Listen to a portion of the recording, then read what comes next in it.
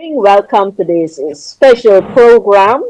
Today it's International Women's Day. We have a few hours remaining for the day. And tonight I am privileged to be joined by an amazing, truly amazing group of women. I have with me this evening the chairwoman of the Women for Change, the women's arm of the Alliance for Change, Nicolette Brotman. I have from Region 6 and also the Vice Chairperson of WFC, Camille. I have from the YFC, the youth arm of the Alliance for Change, Peter Pan. I have Nalini. I will ask Nalini to bring up her video so that we can see her pretty face. And of course, I have a fellow member of parliament, Kathy Hughes. Ladies, this is such an honor, such a privilege. International Women's Day 2025 under the theme Accelerate Action. And I want to start off, I'm not going to call names this evening because I know you're all very articulate women. I know that you have so many ideas that you want to share. I think the only thing that's going to be short this evening is the time for us to get through this discussion.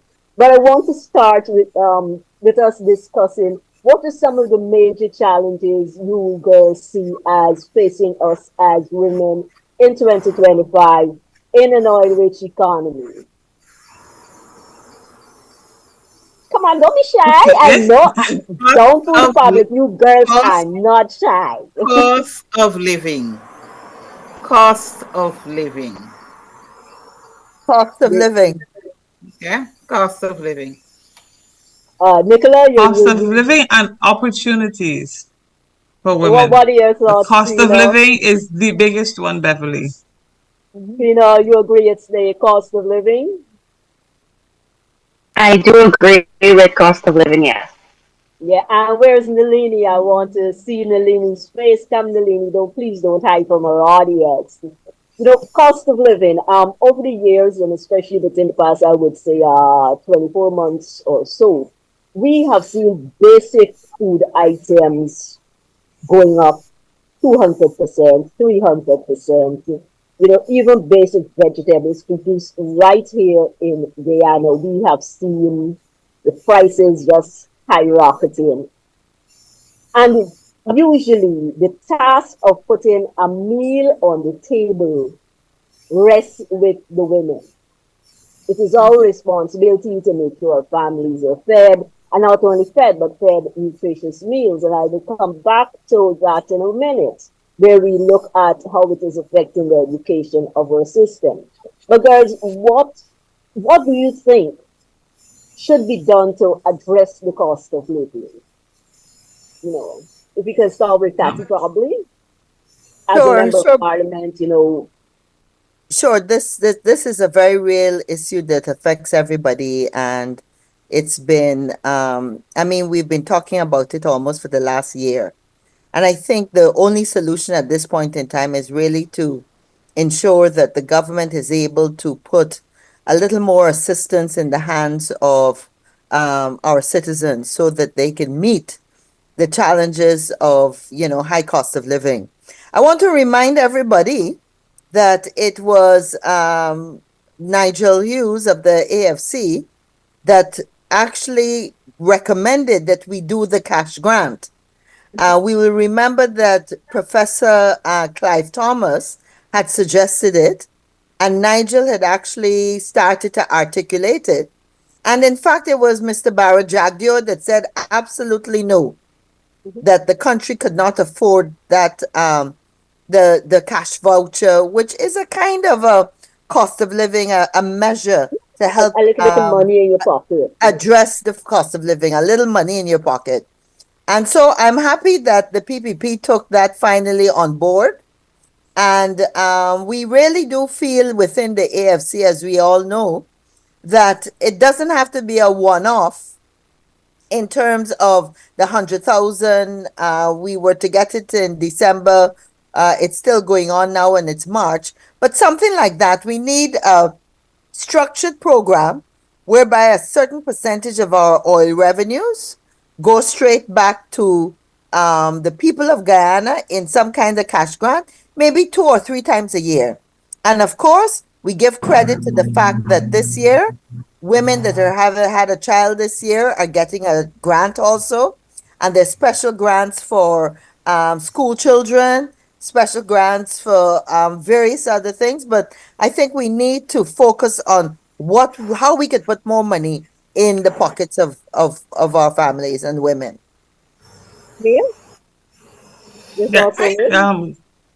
Kathy, I agree with you. And, in my workforce, most of my staff, they are single parents, single women. And the government, I know in this budget, said that for every child that you have under the age of 18, you'll be given, I think, a $10,000 tax relief. However, if you're not even working for the government's minimum wage, and that is the vast majority of single women out there, then that measure does not trickle down to them. It doesn't make a difference. Because unless you're paying tax that is above the tax, and you're earning above the tax threshold, only then will it trickle down to you. So the vast majority of women out there, single parents, because it's a woman and she has children, and most of them have at least 2 or 3 children, that tax incentive is not applicable to them. So I think it's a good idea, but they need to revisit it so that the masses, the poor people, can benefit from it. Yeah. Camille, your thoughts? I know that you're a businesswoman also, in addition to being a counselor. What would you suggest as some of the things, that we can do as a nation to basically help put food on the table? But that's what it boils down to. I think what the government can do, or what we will do when we get into government in not so distant future, is to take down the taxes more. Remove the taxes, take it down, and that will help, because almost every food item you're paying for in the supermarket, you're paying taxes on it. I'm a businesswoman, we're paying taxes on chicken feed. And if the tax is removed, we will pay less. Yeah. I know I can remember years ago you've been hearing about price control. I think if we go back to price control also, that will help to alleviate some of the expenses, put back some money in our pockets. Because as Nicolette said, not everybody is working, right? Exactly. So not everybody will benefit from the so-called whatever the government is saying they're giving. Yeah, I know one of the other initiatives that the AFC has put into the public domain and which it plans to implement them in government is a sort of welfare package that is for each child, that is basically tied to certain performance. So, for instance, the child has to be in clinic, the child has to be vaccinated, the child has to be in school, so that the parents continue to get this welfare package. And I think that's a really brilliant initiative. And what it ensures is that persons benefit directly from our wealth. Ladies, I know that this is Trina, we didn't hear from Trina, Beth. Oh, Trina. Hi, Trina. Where's Nalini? I'm just not seeing Nalini. We'll see if she comes back. But hi, Trina. What are your thoughts? Hi, Kathy. I think that there should be a regulatory body to monitor the cost of living, the items being sold. Also, if persons are being paid better, they will not feel the effect as much as they're feeling it right now. Yep. And especially as a young mother, Bev, let me give you a little one to add to what Trina said.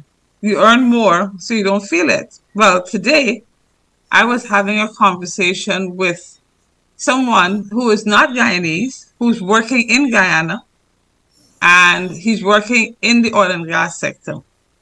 So you think that, okay, he's earning a very decent salary.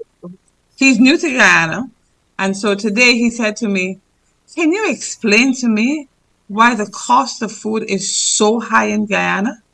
He says, "I am from the UK, and this is outrageous. I do not understand how Guyanese are living. How a family of four can put two meals together, given what you understand they earn. The average Guyanese earns. Now, this is not a Guyanese, not earning what an average Guyanese would earn, Yep. living here by himself." And he couldn't believe, he went to the supermarket and his first bill was $600 US. Wow. And he didn't buy anything. Understand that. He actually opened his fridge and everything to show me what it was he had bought. Yep. But It's Nicola, frightening. it is. I Right. remember a couple of months ago meeting somebody from Singapore. And this Right. again is a gentleman living here, working in the oil industry. And he said that Guyana the food costs were extremely expensive. He said, you know, what you spend in a restaurant or even in the shops, you would spend a third of that in Singapore. Exactly. Yeah. Yes. Exactly. You're So right, it is, Kathy. but we know because just about a year ago, you remember we were looking at the comparisons in the cost of a piece of pumpkin and how much that had increased, you know? You know, and I know that people complain, well, why are the farmers selling so expensive? But the farmers have to live. Yeah. And if the I cost mean, of that's living their out there is livelihood. expensive, they have to sell it so that they can earn enough so they can live. So it's a huge trickle down effect. I don't know. I remember, and correct me if I'm wrong, but I remember that the reason why GMC was formed was so that Price. To locally try to grown control the cash price. vegetable could be sold at a reasonable price. The government And would buy it and then sell it at a reasonable price from the farmers. What yes, has and that happened to that? also had the effect of controlling what The the price price control, was exactly. selling at, Which is what Trina was saying, Talk, you know? yes. But The unfortunately, usually, you know, especially in recent years, they talk about having a free market and people must be able to determine their own price and that kind of thing. But I think when it comes to food, as Trina has suggested, there's some things that we really should look at regulating the price. For example, milk. You know, for all the women, we have to buy milk as a staple for our young children. And the price of milk goes up all the time, you know, time. depending on what type of milk you're buying. So I think there's some things that, you know, price controls on some items, just like how you would have no VAT on some items also. But maybe we Right. need to now look at the price itself too. Zero And rated, Kathy, I I'm glad think. that you basically identified milk, because for a growing child that is an absolute necessity. And Yeah. we've had reports that show that some children are just getting 2 of 8 food groups per day. Wow. You know, half the Yes, children in it our is really schools, you know, they're just getting 4 of the 8 food Mhm. groups. And so our children are not getting adequate nutrition, which obviously would affect their ability to learn. Yep. I'm in school. I'm being of school. course. You know, a couple years ago, when I say couple, it got to be a good 5, 6 years ago, I went to Cuba. I was fortunate enough to go to Cuba on holiday. I'd always wanted to see Cuba for myself. And one of the things, no matter how you bad talk the Cuban government, I found Cuba to be a fascinating and beautiful place. And of course, you know, their healthcare system is superior. We get some of their doctors. But in Cuba, if you have a child from birth up until 5 years old or 7 years old, they give you free milk every week. which I thought was a very interesting Brilliant. Yes. program, you know? And Kathy, there are, I would say, thousands of programs. You know, we are an oil-rich country, but I think we are a late oil-rich country. There's so many countries out there that have programs already. You just need to look at them and tweak it for the Guyanese society. You don't have to go reinvent the wheel, but, you know, people, I think, turn a blind eye. The government turns a blind eye to the poverty under which people are living. I don't know if you ladies are aware, but do you know that it is so bad that people are now buying, they cannot afford to buy a tub of peanut butter. They're buying it by the spoonfuls. So they go to the shop and they buy a spoonful of peanut butter to put on some bread to give their children. Yeah.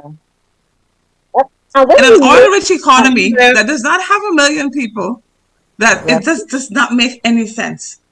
But that is you know, what the, Guyanese, and you know, I have to take my hat off to women because women will always find a way. No Find a matter the way. circumstances, they will Yeah. weather it, they will find a way to make ends meet. Yep.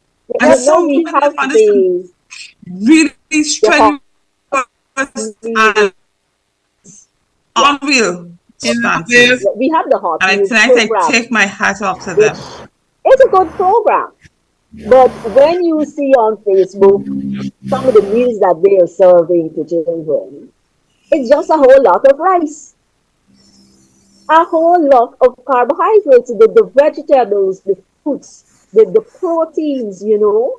Those are the food groups outside of carbohydrates that are so essential. The baby children get their vitamins. They get, you know, what's needed, the nutrition needed to prevent disease. They aid learning.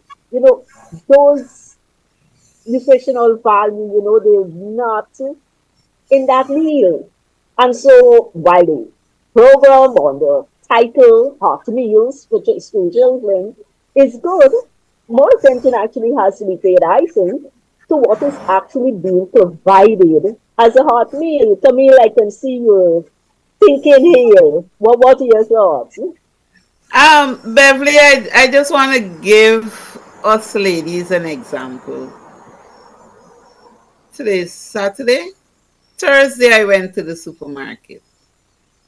This is what I picked up: 2 tins of milk, 2 packs of milk, 3 tins of tuna, uh, disinfectant to clean up, and 3 toilet paper, a small pack of ketchup, and something else. So I went, oh, a piece of cheese, a pound of cheese. So I went to the counter, cash out, and you will not believe what was the price: $8,250 I was going to for say those. close to 9,000 I for those haven't two bought things. rice. I Yeah. haven't bought oil. I haven't bought sugar. I haven't bought Chicken. flour. I ain't buy And no chicken. meat kind. Oh, No Nothing else. vegetables. yeah. Nothing Yeah. else. Yeah. Yeah. Eating a tuna. There's the meat. Yeah. And I'd love. 8,200. Yeah. And I buy garlic, onion, peas.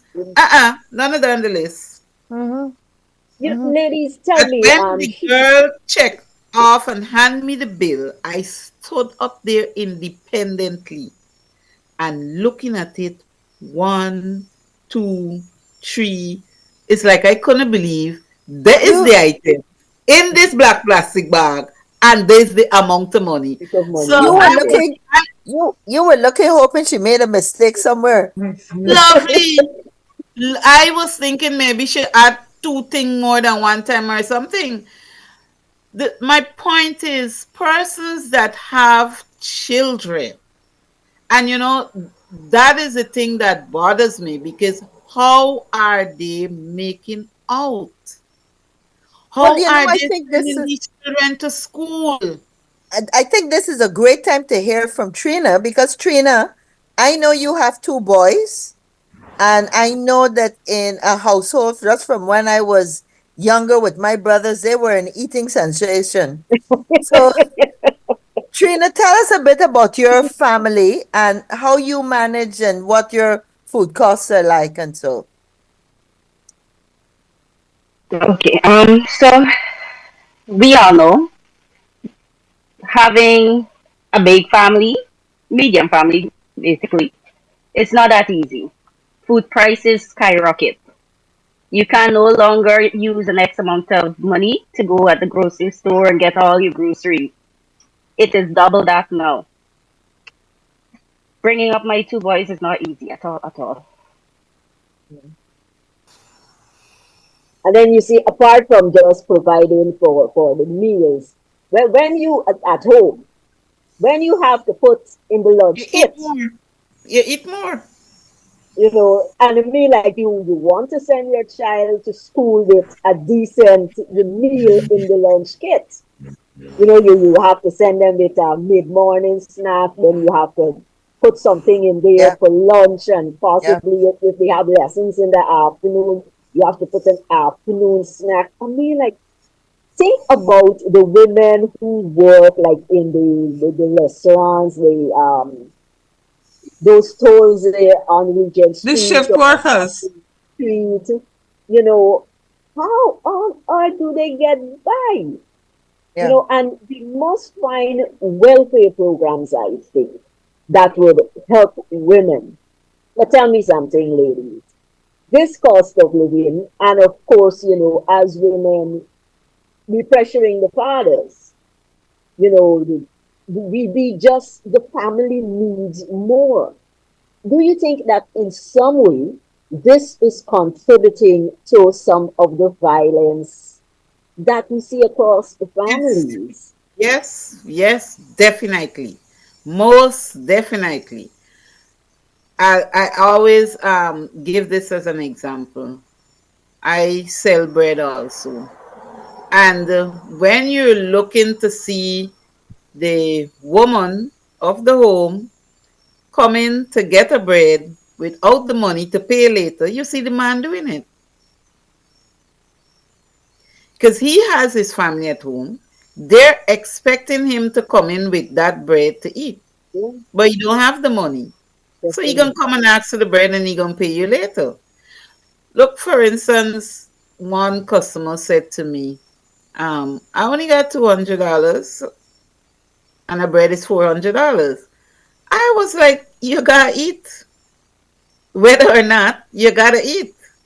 I mean, I Yeah, prefer to give them that bread for that $200 and know that when he go home, they ain't gonna got no row. The children ain't gonna staring at him.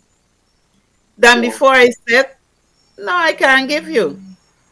Because how in good conscience you coming back and lie down and sleep and bringing back the bread? But It's Bev, not even on the men. And it will always have a nagging in the home when things are not right. And that, us women, we just find, we just nag.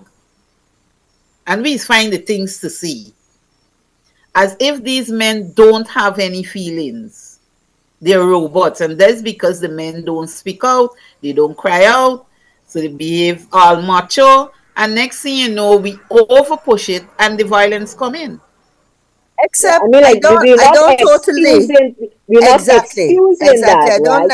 But necessarily we must agree. look at the social ills, the economic situation that could possibly be driving some of this Yeah. behavior. I You, think Yeah, It's I not an excuse, clearly.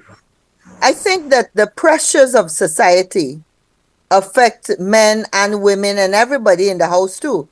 Because we yeah, know too that children pick up all of that. They yeah. pick up when mommy and daddy vex and ain't talking or whatever. But I Hmm. do also want to say that unfortunately, even we have a history of domestic violence that Yeah, goes back generations. So even when there wasn't as much strain on the society, um, in terms of the high cost of living, we still had a lot of unacceptable violence perpetuated on our women by men. And so I want us to be very clear and understand that no form of violence is acceptable. Exactly. A woman is not a punching bag. And I usually say, it takes two to make an argument. And sometimes you have to walk away. I say, and I'm saying this to the men, no matter how vexed, frustrated, wherever you are, when the conversations start to get too heated and you vex and you can't control your temper, go out the door. Go quietly shut the door. Go sit outside. Go by your mother. Go on the bridge. Just do not pick up a gun and shoot your wife 12 times. But Kathy, on the other hand, we as women, we can walk away too. That's true too. For our We own can walk away. protection. Right. When we Yeah. see it getting overheated, just do not be stubborn and tell yourself you're a woman. Just, you can walk too. You can walk away too. Or you can stay silent. I know it's hard for us women to stay silent. But my mother used to say, drink water, swallow water, and breathe 3 times. Some phrase like that. You know, we can walk away too. Yep. This whole society, when you look at the level of violence in the home, I'm not going to say violence against women because there's also violence against men, there's violence against the girl child, there's violence against the boy child. Our society is becoming a very violent one. And my way of thinking is that we have to start in the home. I have a little 9-year going on 10 granddaughter that thinks like a 13 or 15-year-old. But even before that age, I've been teaching her that her body is sacred and it is not to be abused, it's not to be beaten on. From in the womb, fathers especially must start playing that role, that children are to be protected. Oh my, look at the instances of child rape and oh gosh, and it hurts me, it angers me. I get really heated, really boiled up. My blood start boiling. Soon you might see steam coming out my ears when I think about sexual violence on children. And I'm talking about girl child and boy child. How do we return to the value system we had where children were protected, children were cared for, where adults look out for children? What's happening in the head of adults that they can sexually abuse a child, a 4-year-old, a 7-year-old? Ladies, you talk. I'm getting heated. Yeah. Beverly, and I think I see Nalini is back. So can we say hi, Nalini?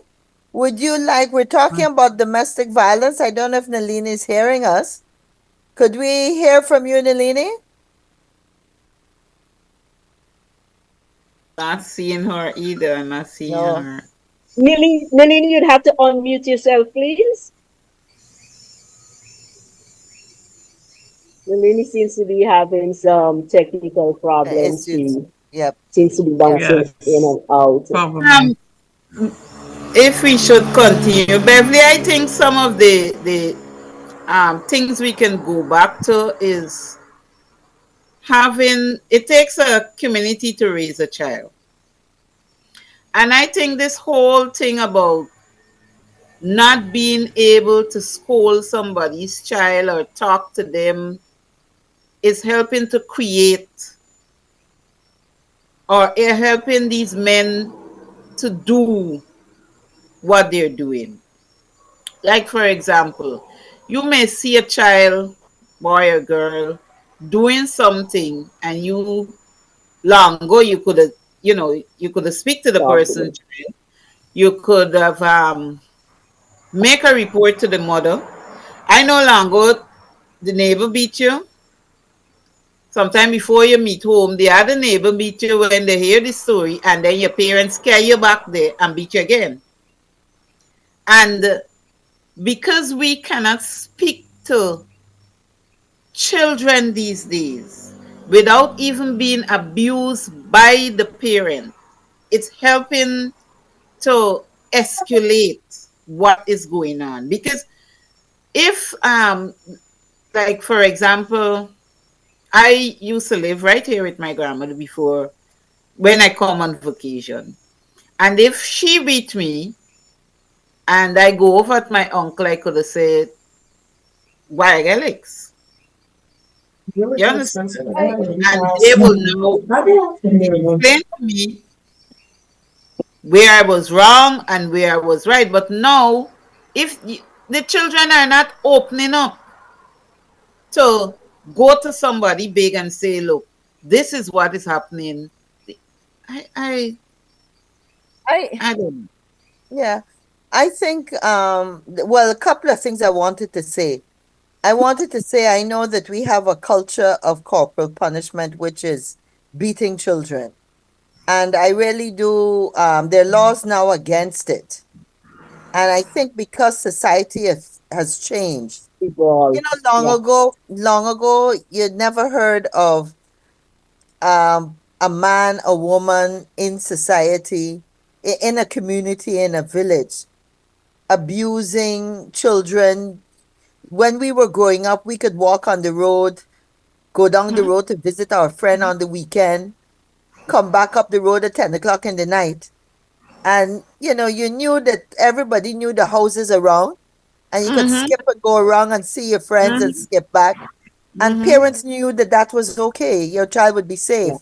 So I think But we have to recognize that times have changed, and there's so much now, so much more deviant behavior that parents But have to be extra careful with their children. So certainly, I would not want somebody else disciplining my child in terms of physically beating my It's child. yeah. But certainly, you happen to see a child do something on the road, you know, to say, sweetheart, don't do that, or be careful. Or if you know the parent, to make a All recommendation, a call. But of course, also it's how you do it. But I think mm-hmm, one of the things that I find worrying nowadays is that you hear reports where children are being abused, and they've told an adult, yeah. like a grandmother or the mother, and the mother doesn't believe that the stepfather is abusing the child. You know, women especially, we have to stand up for our children. And so don't assume that they're not being honest. Assume that they're being honest. Yeah. And then it's better to approach it that way than not to approach it at all, to turn a blind eye. And the reality is, I know that a lot of women, and we've had people say this, women are in difficult situations financially. And if the person is the one that is helping to pay the bills, sometimes they worry about, oh gosh, if this who is man going to, goes and yeah, leaves me, how I can manage, then yeah. Yeah. necessarily the safety of my child, of my girl child. So I automatically want to believe that no, this can't be true. But again, we're pleading to the women that they have to stand on a different leg, you know, they have to do right by their children. you know, But Sassy, what about, Nicola, what about the role of the state in all of this? well, exactly. That is what I was just Does the coming to, social worker Beverly. visits in schools? Um, they That's an have interesting truancy question, workers, they Tina. have Yeah. social workers, but I want to look at it from a different perspective. Society has evolved. Society has changed. When I was a child, a younger person, my mother worked, but I had my grandmother there to take care of us.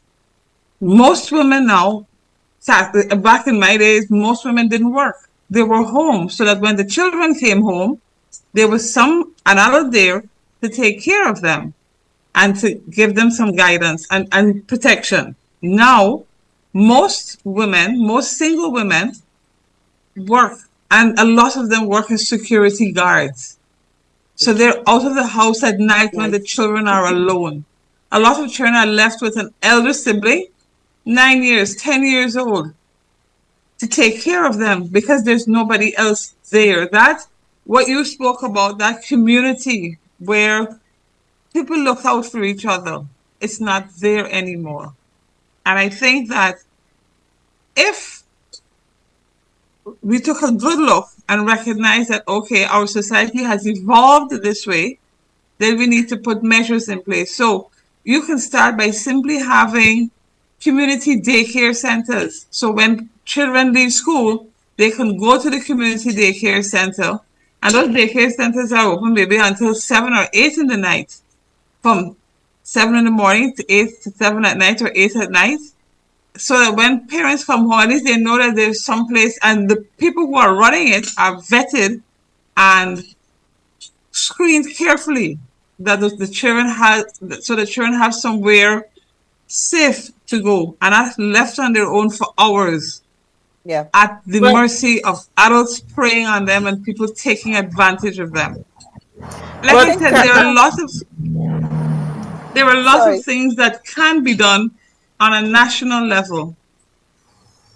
And that is where I think differentiates the AFC from any other political party. You have to care about your people. You have to care about what happens to them. You have to want to help them. And that is what we are planning to do. You have to look at where they have all of these holes that people need urgent help with, immediate help.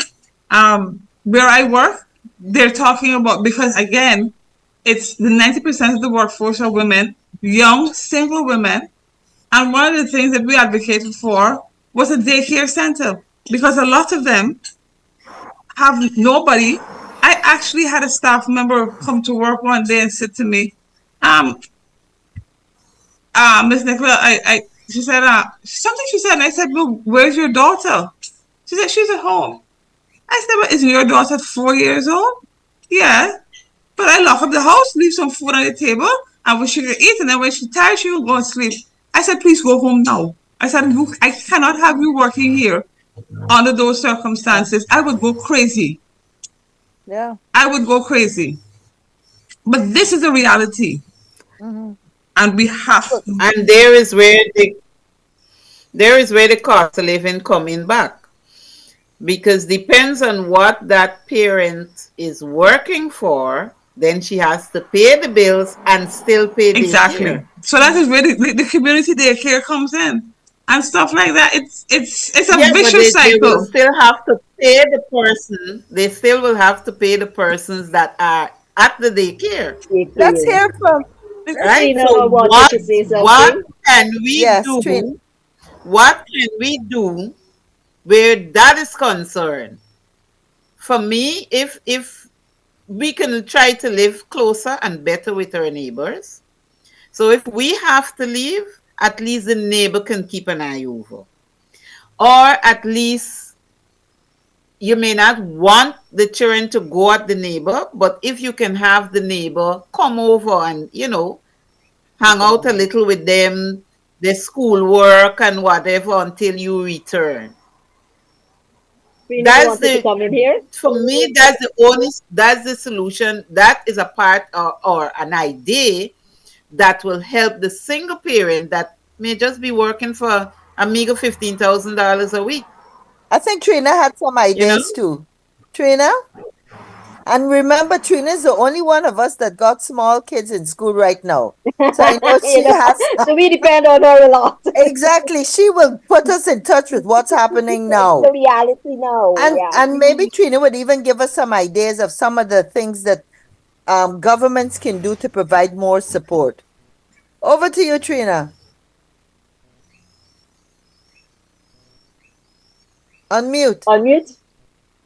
Oh, I was asking if the social workers visit the school, and yeah, that's it. Yes, they do. At least in Region 6, yes, they do. Yeah, but the social workers, they're so overwhelmed with the amount of, challenges facing children. So Yes. You, They may be you able to know, meet a child once every 3 months or something of this art. It's you know, really a tough Bess, job. Cass, And you Nicholas, know, sorry to one cut of Also, you. the Sorry to cut you, but you see, these are the things that we just have to advocate. We don't want our viewer to think, and I know we're going up on three-quarters of our program, we don't want our viewer to think that we don't have solutions. And this is right. where we recognize the problems, we're articulating the problems. And I just want our viewer to be clear that what we're saying is that we as women want to advocate that more government funds go into providing some of the support services that we need. And of course, we talked about after school programs, we talked about care facilities that you can take your child to where they'd be safe, where you know the people, and they can look after you until until you finish work and can pick them up and go home.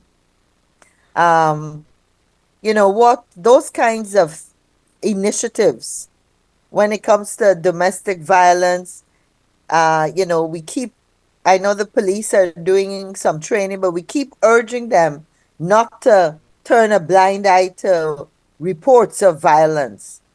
Sometimes they still say things like, well, it's a private matter. You know, well, what you do him that he get vexed. You know, that kind of thinking needs to change.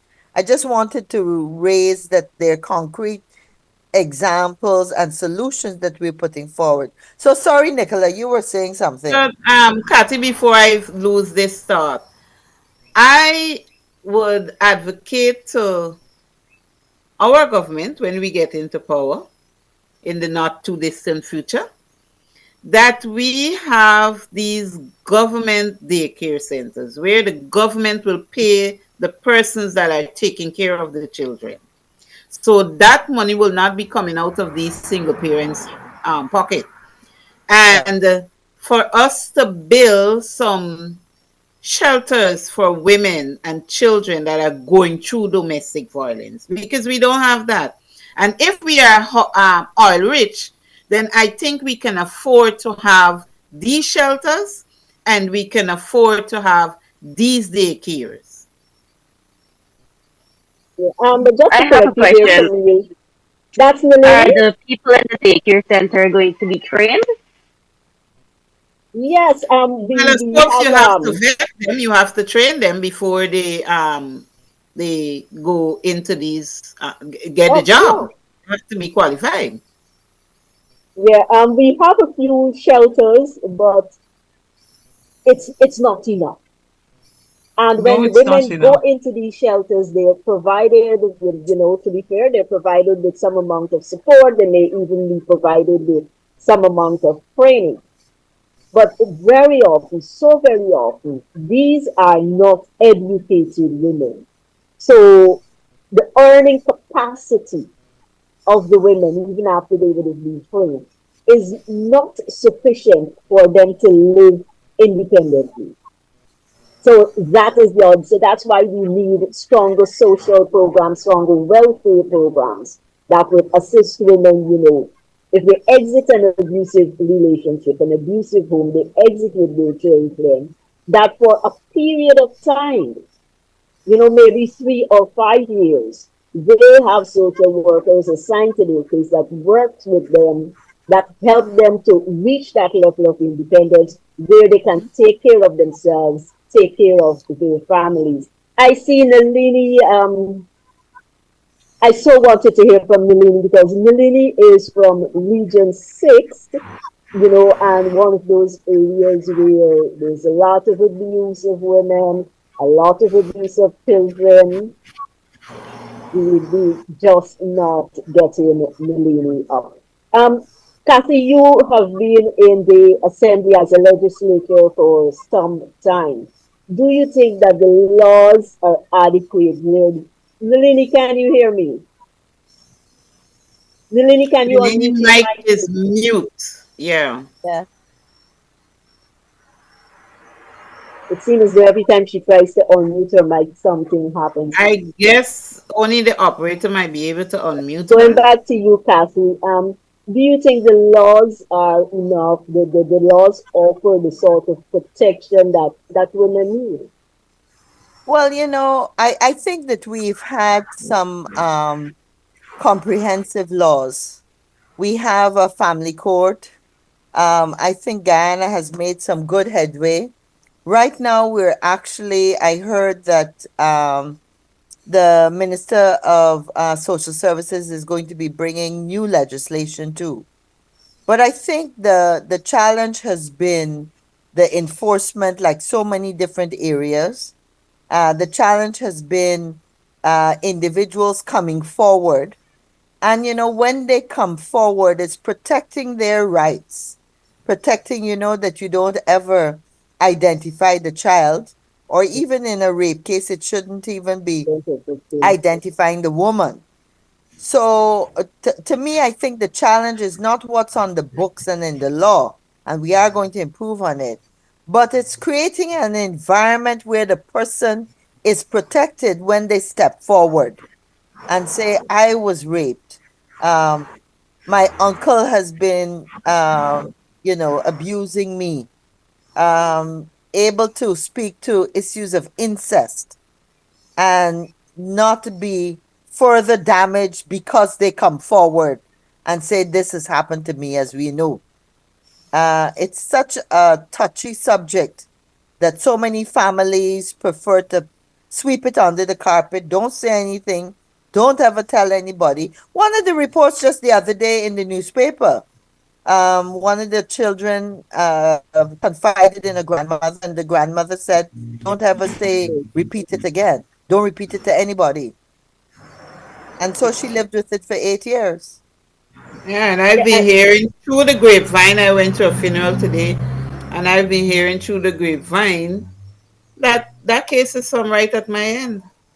Mm, yep. Melanie, feel free to unmute yourself and jump in into this discussion at any time. We're 3/4 way through the program and we have not heard from you. And I know you have a lot to contribute on this topic of domestic violence and sexual abuse. So please feel free to join us at any time. Just unmute yourself and join us. Um, Kathy, while we acknowledge the laws and what is there, what we've heard a lot is the slough in the judicial process. And even when it comes to human trafficking, where again, women are the victims, you know, to bring the case to trial, it takes so long, and then witnesses, they move on, they go away, the people want to get on with their lives. How do we tackle this as a society? Yeah. Well, I see the AG has added more magistrates and judges to the sleuth that we have. But I think part of the problem is that the system is so overloaded for so long. You remember a couple years ago they started to do evening court Yes. so that they could try to get rid of the backlog. And I think it is very important that initiatives like that come back into place. There are some very, very petty things too that I think overload the court system. And again, as you know, I'm not an attorney, but I have quite a few attorneys around me in my household. And, there's an accident out on the main road by Providence tonight.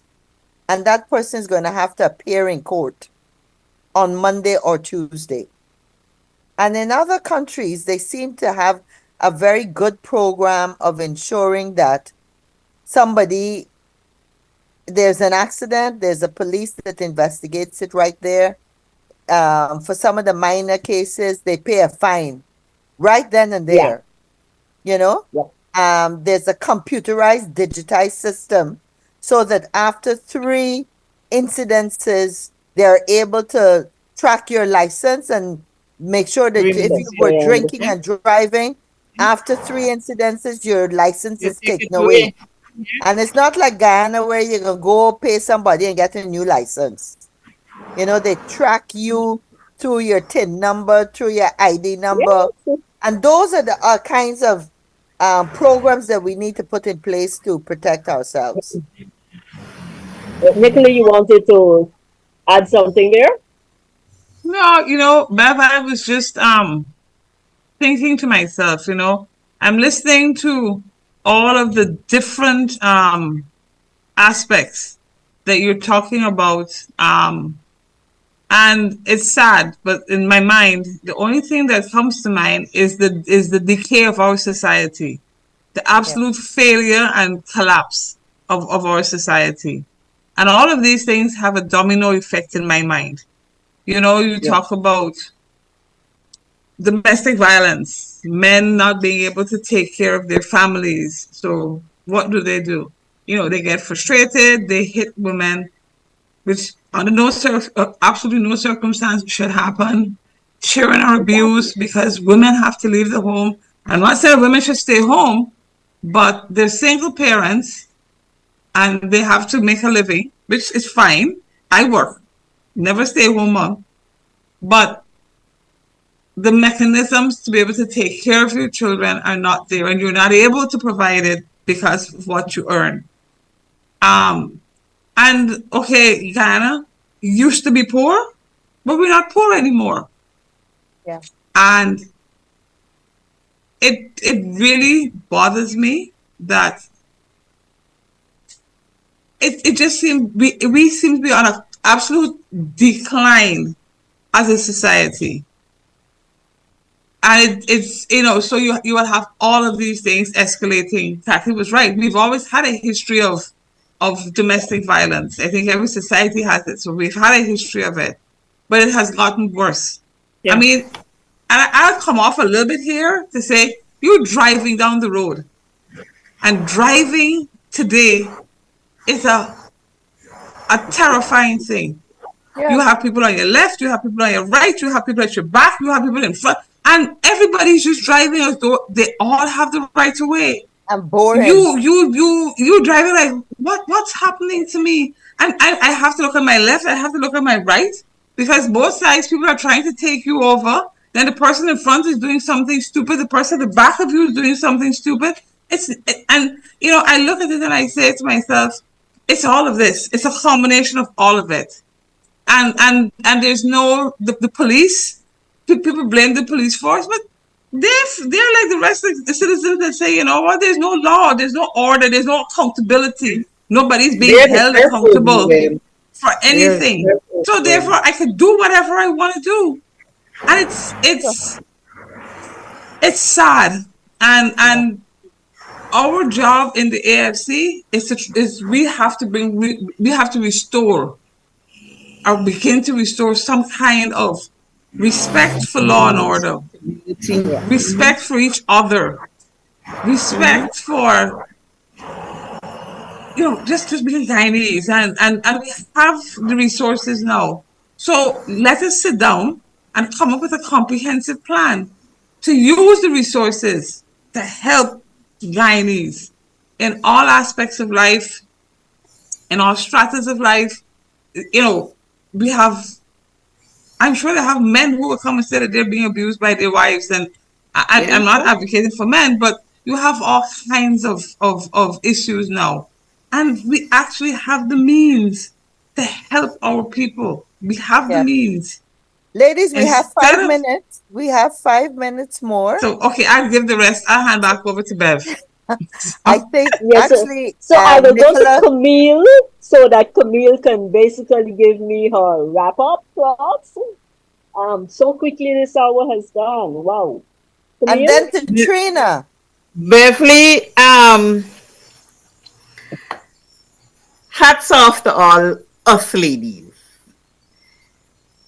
We could talk all night about the things that are happening, because we are women. We like to talk. But I want to say congratulations to the women in Guyana. Mm-hmm. We need to tap ourselves on the shoulder. Mm-hmm. We are breadwinners. We are heads of homes. We are uh, In business. guiders. We are in business. Mhm, We're doing everything. mhm. We are carpenters. We are welders. We are masons. We are engineers. We are Plumbers, surveyors. We are electricians. counselors. We are everything. And if even if you are a mother at home, hats off to you Yep. because you are there to guide the children so that we can have a better society tomorrow. So I must say to you, the single mothers, the ones at home, hats off to you. Congratulations for the job that you're doing. And don't ever tell yourself that you're doing a bad job because there's no manual out there as how to raise a child. It takes a community to raise a child. And we women need to lend some more helping hands to each other in bringing up the children of today. It's not easy, and we need to help each other a little Well more. said. Well said. Well Well said. said. Trina, add your I would closing like to thoughts on second. this. I would like to second what Camille said. Women do need to support each other. I have a little short story. So, too often women are the ones ridiculing and tearing down each other. A simple example of what I'm speaking of in the neighborhood where I live, the female neighbor that lives behind me frequently makes condescending statements about the other females living nearby. On the other hand, my neighbor to my left, who is a young